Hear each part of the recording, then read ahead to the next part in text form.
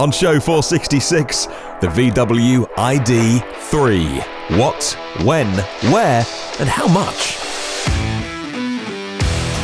Well, good morning, good afternoon, and good evening, wherever you're listening around the world. Welcome to the show, EV News Daily, for your midweek edition, Wednesday the 8th of May. My name is Martyn Lee. I've been through every EV story today and picked out just one, because this is hugely important. And we're going to get into all the reasons why in just a moment. It is the VW ID.3. That's the official name we now have. We thought it would be the ID Neo or the ID.1 as a jumbled up set of letters on Neo, but no.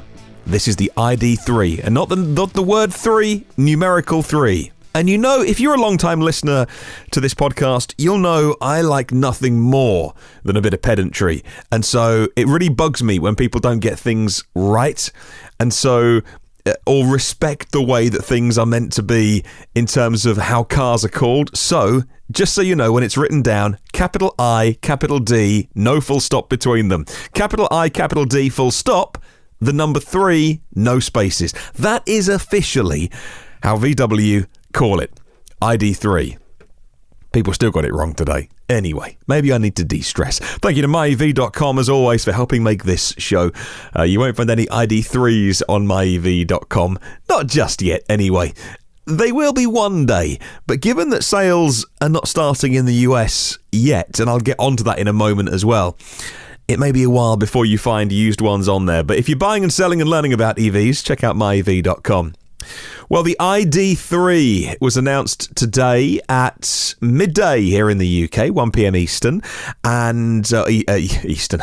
I'm so used to talking American times. 1 p.m. European, and we now have all the details that we need to know after a glitzy press launch with the car on display in camouflage colours. And that's about it. I'm a bit disappointed that they only put a camouflage car on stage. Of course, they were hoping to, or they will, save the reveal to the Frankfurt Motor Show, which is when we'll see the inside of the car, which we didn't get to see. The ID.3 is going to come with ranges from 330 to 550 kilometres, and it will start at under 30,000 euros in Germany. Those are the two big headlines. Exclusive pre-booking of the special edition ID.3 first. By the way, if you are still in Pedant's Corner along with me, the number 1, capital S, capital T. The ID.3 first, with comprehensive equipment, is going to be limited to 30,000 cars. The ID.3 first, with a range of 420 kilometres and a starting price of less than 40,000 euros in Germany, also includes charging of electric power for a year at no cost and up to a maximum of 2,000 kilowatt hours for ID.3 first buyers. Sounds a lot, but at home I pay 17 pence per kilowatt hour. And yes, I know I should be on some sort of Octopus Energy overnight cheap rate. I'll get round to it. But I pay a flat rate. And so at that rate, it's about £340 equivalent. 2,000 kilowatt hours sounds a lot. You're not going to turn down a free £340, but it's not huge. Registration deposit, £750 or €1,000. And if you're wondering why I'm not saying how many dollars it is, yeah, that's a bit of a black hole in this whole plan. We'll get to that in a moment. Well, VW is Volkswagen today starting what they call pre-booking. They were using the hashtag pre-booking on Twitter here in Europe for the first model in its new full electric ID family, the ID.3, with immediate effects. Potential customers can register for an early production slot of the ID.3. Go to volkswagen.com/ID-pre-booking. I just went to vw.co.uk and it is their front and centre homepage. First thing you see, everything else is buried, just purely ID.3. You've got to create a Volkswagen account. First of all, you get your little verification email. You do that, then go forward on the next page, put in your details, your name, address, phone number, your local dealership as well, and they will take £750 off you or €1,000, and then you get to be in line. That's not ordering the car, that's pre-booking. So not even booking, it's pre-booking. That gives you a right to then buy the car when they eventually put it on sale. Volkswagen is equipping the ID.3 first with the middle-size battery pack. It's expected to be the most popular one. 3 battery options from 330 to 550 kilometres, as I mentioned. Pre-booking special edition is that one in the middle with 420 kilometres of range, while the base recommended price of the ID.3 with its smallest battery will be less than 30,000 euros in Germany. The exclusive ID.3 First special edition will be about 10,000 euros more and coming in at just under 40,000 euros. But that's before you deduct any local initiatives and incentives. Here in the UK, for instance, £3,500 off. Volkswagen is offering the ID.3 First to buyers and the possibility of getting some free charging at public charge points as well. That 2,000 kilowatt hours available on the Volkswagen app, which is called WeCharge, and also on the Ionity network, which is like the European version of Electrify America. It's spanning a huge area with some nice fast chargers on that as well. Battery cell production and ID production are oriented towards being carbon neutral, consistent use of renewable power sources to make the car as well. Production of the ID.3 First will start, as planned, at the very end of 2019. And I wouldn't be surprised if that slipped into the first few weeks of 2020. And the first vehicles will be delivered to customers mid-2020, which is interesting. So they're going to start production, and stockpile them for 6 months? I don't understand that bit. However, that's what they say. Production 2019, deliveries mid-2020. Where are you going to keep the cars for 6 months? Volkswagen is offering the ID.3 First in 4 colours and 3 versions. All versions are going to feature these large wheel rims that are quite distinctive. Voice control and nav as well. Then there's a slightly increased version called ID.3 First Plus with more lighting, bicolour exterior and interior design. Then there's the ID.3 First Max with a large panoramic glass roof. We can think of somebody else that has a large panoramic glass roof and innovations like an augmented reality head-up display. Pre-booking is now open in 29 European countries. The most important markets in Europe for the ID.3 is going to be Norway, Germany, Netherlands, France, the UK and Austria. On average, Volkswagen will deliver more than 100,000 vehicles a year to customers, but they're starting with the first 30,000. So what are the actual battery sizes? They weren't hiding them, but they weren't keen on putting them front and centre. But it was if you watched it, you'll have seen that in one of the slides. 45 kilowatt hours is the smallest one. 45 kilowatt hours will do 330 Ks. The middle one, which is the ID.3 First, is 58 kilowatt hours. That's the 420 kilometres one. And then the biggest one they'll do is 77 kilowatt hours, which is a pretty healthy pack size, by the way. Let's see what people made of it then. People that were in the room, the journalists, the auto bloggers. Max Holland, Dr. Max Holland for Clean Technica, says the most positive announcement was the basic 45 kilowatt hour variant. That's 330 Ks or 206 miles. I should do these in miles as well, shouldn't I? 206 miles is confirmed at starting under 30,000 euros, and that is before incentives, arriving summer 2020 for the smallest one. Summer 2020 is when they confirmed the smallest one, which is the same as they confirmed mid-2020 for the ones that you can pre-order today. Again, that doesn't seem like a clear, consistent message. Surely the people who are pre-booking today get their car significantly before those that want the cheapest one. Well, the ID.3 First is mid-2020 and the smallest one is summer 2020. Sounds the same to me. Anyway, it will also be available, it will also be able to add 80% of its battery capacity in 30 minutes. CCS DC charging at 125 kilowatts. Very decent performance at that price point, less than 30,000 euros before incentives to charge that fast. Vehicles won't be autonomy ready, level 4 autonomy ready. VW is aiming for level 3 autonomy.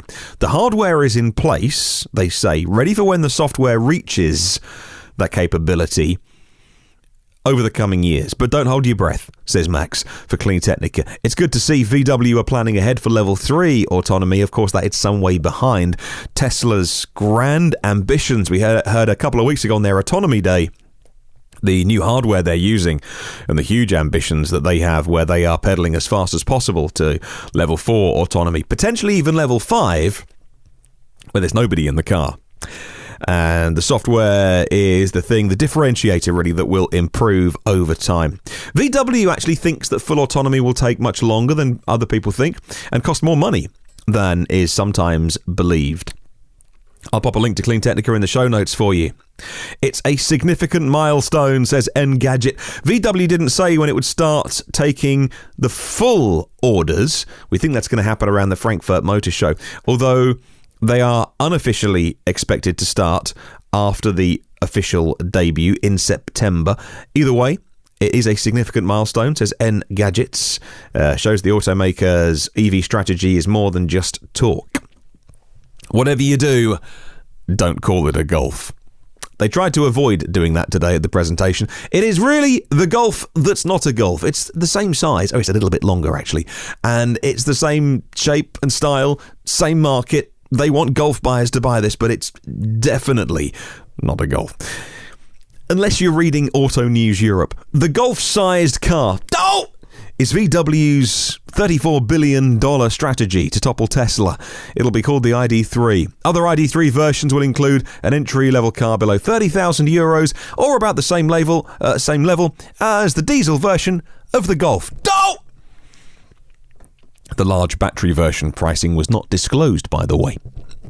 And what about Tesla rivalry? In a sign of a growing market rivalry and marketing rivalry, at the time that VW were doing their presentation, Tesla sent an email to German customers on Wednesday, trumpeting its Model S and X as having the best range of electric cars in production.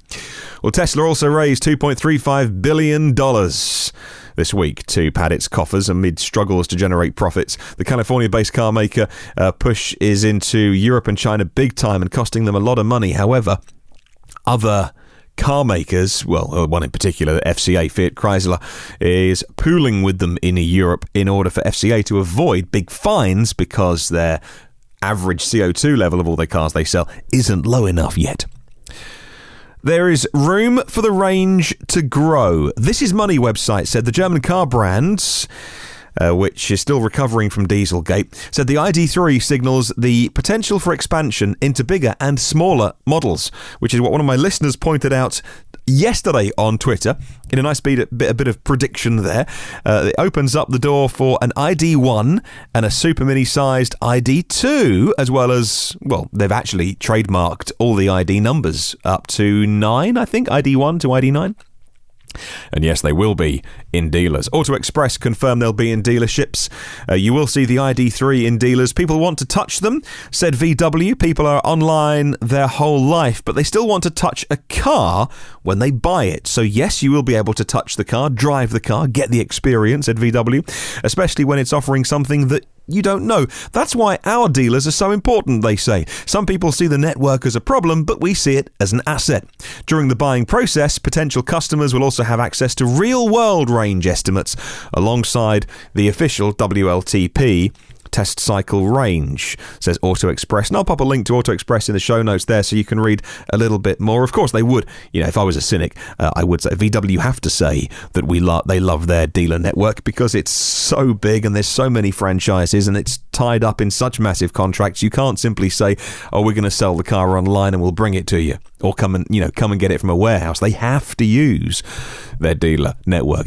Not even an option to do it any other way. Even on the pre-booking page that I was on earlier. Oh, I should add, I went through the process, but I didn't hit pre-book. I wanted to do the whole process for you so that when I talked about it today, I was fully knowledgeable, but I didn't hit the final button to pre-book, in case you think that in some way I have been swayed one way or the other. I try and be as impartial as possible and tell you anyway, I drive a Renault Zoe. So as much as some people say, oh, you talk about Tesla too much or you don't talk about Tesla enough, I'm trying to be unbiased on this show. So I also asked you for your comments on Twitter and on email as well. Well, Inga Davidson says they're only making $100,000 a year. Golf sales are 9 times higher. Don't mention golf. Don't. Why open reservations and not show the car properly? Is Inga's point on Twitter. And I agree with that. if you're going to show the car, show the car. When you put a car on stage that's covered in camouflage and no, we can't see the inside, and wait till Frankfurt in September, it's a bit like, I know why they wanted to do the event, but also it feels like it's like that 5% missing, or maybe more. Like, I'd like to see what the inside of the car looks like. I presume like any modern VW, but if they've gone radical styling, I'd like to know before I put my order down. Let's get on some of your comments then as well, on email and on Twitter. This is more important than what I think. This is what you think of the car, because I could go on about my opinion, my comments and stuff, but who cares about that? Andy Hall says, I've pre-ordered as a hedge to replace my Soul. It goes back in July 2020. I'm sure once September comes around and I'm comparing a £25,000 MG EZS, that is the hot car on Twitter at the moment, we'll talk about that on another podcast very soon, and a 35,000 ID.3, I can see logic prevailing. So he's looking at saving £10,000 there on the MG EZS. Haven't talked about it on the podcast much, and apart from a couple of Chinese videos months ago I talked about. Yeah, we'll come back to that because today's about the VW ID.3. Maz, epic winning Maz on Twitter says, I loved the advert said it's time to plug in. It helps counter Toyota's campaigns. Yeah, Toyota's campaign is we choose not to plug in. VW's campaign is it's time to plug in. I like it. And, you know, they're just some of the, like Toyota's the biggest and VW's up there as well. So, wow. Over-the-air updates, thumbs up, says Maz. Yeah, we haven't mentioned that. Although, when I was watching it earlier, I think I recall them saying that over-the-air updates are enabled on the car, but some things the car will have to go back to the dealership for.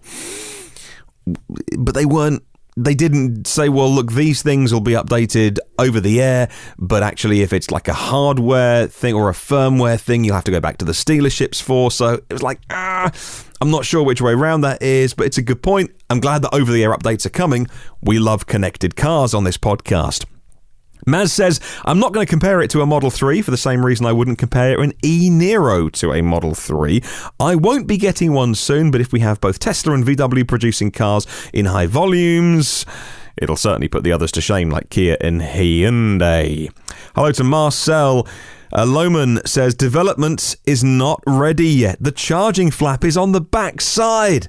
I didn't notice that, but it is, yes. Looking again at the camouflage pictures, they have put the charging flap where the fuel flap would be on cars, which, you know, unless you're going to reverse into supercharging stations, because that's where Tesla put them, it is my least favourite place to put a charging. Actually, no.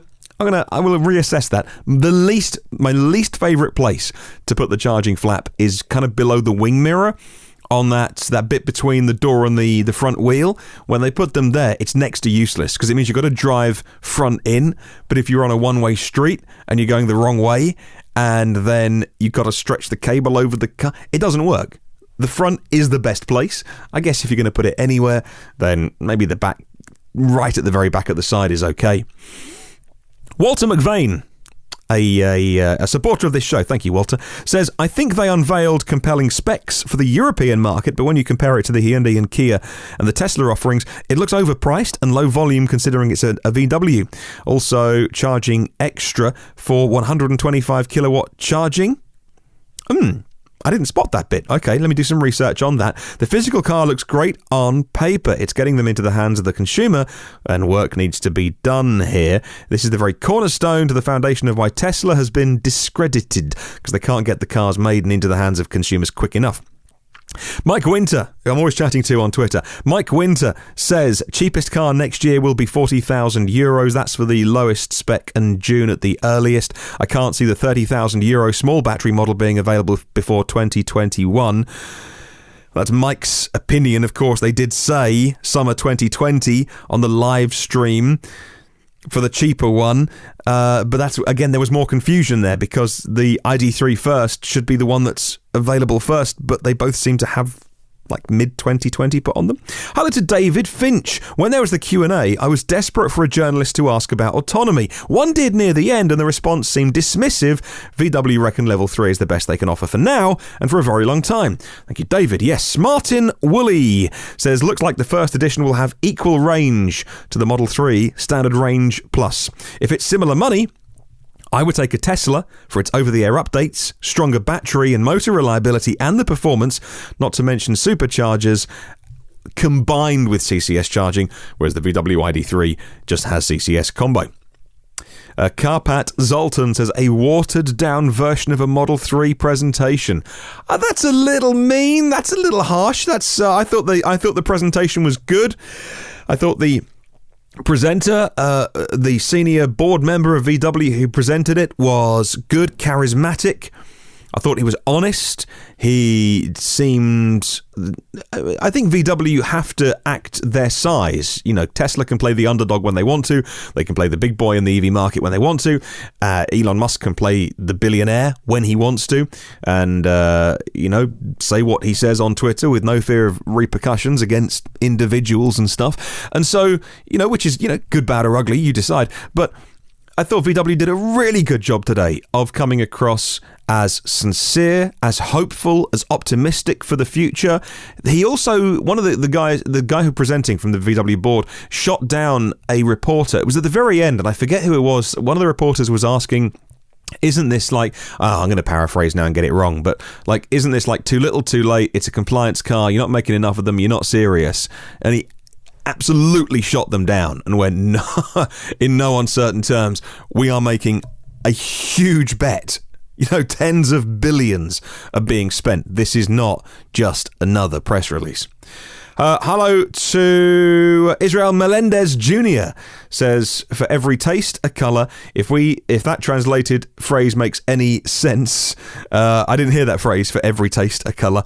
A welcome addition to the EV world, he says. The Short Shorts historian says, no surprises, it looks great and will be sold out quite fast. What was surprising, though, the sceptical questions in the Q&A. Yeah, I just mentioned one of them, actually. I didn't hear too many sceptical ones, but he picked up on that. Hello to Mascord. I pre-ordered mine from Portugal. VW have put too much money into this for it not to be a success. The car is the perfect size for Europe. It's going to be VW German-built quality at diesel pricing. 58 kilowatt hour, says Mascord, is the sweet spot for him. Hello to Clinton. Clinton says, I want to buy one in Canada, either Ottawa, Ontario, or Halifax, Nova Scotia. I can't seem to find any answers from anybody. No, I think this is Europe only, 29 countries, USA, US, Canada not included. That is a big black hole in the plan today. We'll see. There's got to be an announcement very soon about a North American plan for VW. It's just too big a market not to be moving with as quick as possible.